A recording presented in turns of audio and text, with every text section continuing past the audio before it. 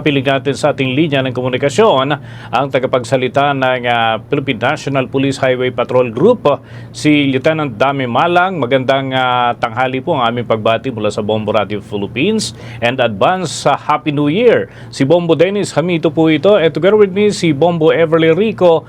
Welcome to the program. Hello po, Sir Dennis and Mang Ib, no? At sa lahat po ng ating pong mga kababayan na patuloy pong nakikinig at sumusuporta po ng Bombo Radio Pilipinas. Advance Happy New Year po sa ating lahat, sir. Ay, makikikumusta lamang ho kami sa inyong monitoring, lalo na ngayon uso ho yung mga biyahe sa mga pangunahing lansangan. Paano ho ito ina-assiste ng ating Highway Patrol Group, lalo na dyan sa mga pangunahing lansangan in terms of security, Lieutenant Malang? Well, during naman dito no, sa ating Christmas season, no, last December 25, no, nakakatuwa na wala po tayo na itala po na insidente po ng carnapping incident. However, no, may mga naitala lang tayo ng mga road crash incidents nationwide. At sa isang banda naman din na tuloy-tuloy yung ating pong operations, lalatigit yung ating pong major tech deployment dito sa mga major thoroughfares and even dito nga sa mga bus terminals and seaports or doon sa mga places of convergences, no, na talaga pong binabantayan din ng PNP Highway Patrol Group in collaboration with UPNP local units dito po sa ating bansa. Kasama na rin natin dyan yung ating pong MMDA, LTO, and together with the Traffic Enforcement Agency ng ating pong mga local government units, sir. Okay, bago ako dumako sa iba pang punto ng akin pong pagtatanong, sapagkat may ilan pang mga bagay na nais din po naming maiusisa sa inyong panig, bibigyan daan ko muna ang akin pong katandem, si Bombo Everly Rico, para sa ilang katanungan din, Lieutenant.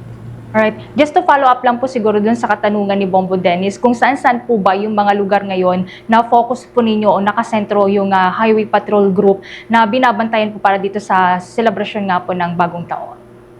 Well, una-una, no, yung ating po mga border controls, no, yung mga entrance and exits natin, no, ng provinces, no, yung paglabas ng ating po ng mga kabayan, no, at pagpasok dito po sa Alacang, Maynila. Most especially yung ating din, kung pag-uusapan yung ating pong National Capital Region, no, focus tayo dito sa kahabaan din ng EDSA, dito sa may Commonwealth area din po, no, kung saan talaga din may mga pagtala din ng bilang o pagtataaso ng traffic or traffic congestion. Wherein, sa mga kadikit naman din natin probinsya, no, nabanggit naman din natin na yung mga border controls talaga, ay talagang isa sa mga tinututukan o minomonitor po ng PNP Highway Patrol Group para muli na mas mapagbigyan po natin yung ating mga kababayan ng mas magandang serbisyo in line na hindi po magkakaroon ng abala para po sa ating mga kakalsadahan, ma'am. Lieutenant Malang, dito pong holiday exodus, ano po yung pinakamalaki pong challenge o hamon po sa panig po ng Highway Patrol Group na inyo pong naitala po so far? Well, sa ngayon, no, ang pinaka na nakikita natin talaga dyan ay una yung mga places na kung saan talaga may dagsa talaga ng tao. Like for example, no, yung ating po mga malls, no, and other parks na kung saan talaga kung i-monitor or i-check natin last year, talagang mas malaki yung volume ng tao ngayon. At hindi man din siguro isa sa mga problem, but nasusolusyonan naman ito ng PNP Highway Patrol Group dahil nga we already anticipated this kind of activity naman at together with the group or the command group of the PNP HPG led by our Director HPG. And lahat naman din, halos lahat nakalatag kasi nga maaga nag-utos ang ating pong acting chief PNP ng Lieutenant General Jose National Tatis Jr. na talagang pag-igihan ng PNP Highway Patrol Group itong pagbabantay po sa ating pong mga kalsadahan para muli makapag-celebrate yung ating pong mga kababayan una ng ating pong New Year, ng ating pong Christmas at ating pong New Year. Okay, Bombo Ever? Alright. Just to follow up na lamang siguro, kung kamustahin ko na lamang din po yung manpower po ng Highway Patrol Group. Ngayon po na kayo po ay nakatutok sa marami pong lugar ngayon para matiyak po natin na safe po yung mga kababayan natin na bumabiyahe, of course, para dun sa pag-celebrate nga po natin ng bagong taon. Well, the total strength of the PNP Highway Patrol Group as of now, no, we have already 1,895 do kulang, pero muli no, lahat naman yan nailatag na at naiplano no, sa mas magandang estratehiya ng ating pong organisasyon o ng ating pong PNP-HPG. And muli, thousands and millions of cars ang dumadaan no, sa ating pong mga major thoroughfares.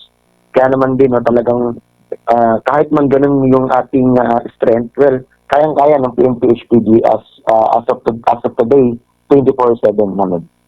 Right. Lieutenant, balik ko po kay Bombo Dennis for additional questions pa po.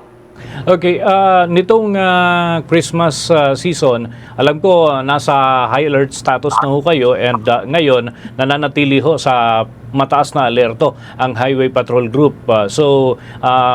Pagpasok ng bagong taon, kailan ho babalik sa normal yung level ng inyo pong ipinatutupad? Kumbaga magno-normalize uli yung setup ng Highway Patrol Group. Well, Kuya Dennis, baka magtuloy-tuloy na to kasi nga siyempre, alam naman natin first week no, or January 9, magkakaroon na ng Feast of Nazarene. At isa naman din ang malaking contribution ng PNP-HPG para dito.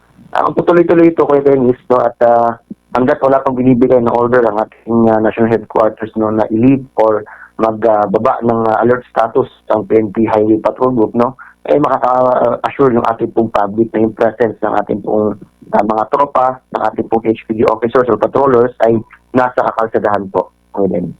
Okay. Sige. With that, unless may pahabol pa si Bombo Ever? That's all, Bombo Dennis. Sige. Muli po kami makikipag-ugnayan sa inyo, Lieutenant Malang, para sa kung sakasakali may mga development pa ho na ating maaaring ibigay na update sa ating mga taga-subaybay. Maraming salamat po sa pagkakataon na nakausap ko kayo sa mga oras ho na ito dyan sa Highway Patrol Group. Lubos po namin kinalulugod, Sir Dennis, at isang mapagpalang tanghali po sa ating lahat. Kabombo at mga ka-Star Nation, nakausap po natin ang tagapagsalita ng Philippine National Police Highway Patrol Group, si Police Lieutenant Dami Malang, dyan po sa kanilang mga update naman doon sa mga tinututukan ng mga kaganapan ngayong bisperas ng pagsalubong sa bagong taon. For the most trusted source of news and information, visit our website at www.bomboradio.com. Follow us on Bombo Radio mobile app, Facebook, YouTube, TikTok, and X, formerly Twitter. Like, share, and stay connected. Anytime, anywhere.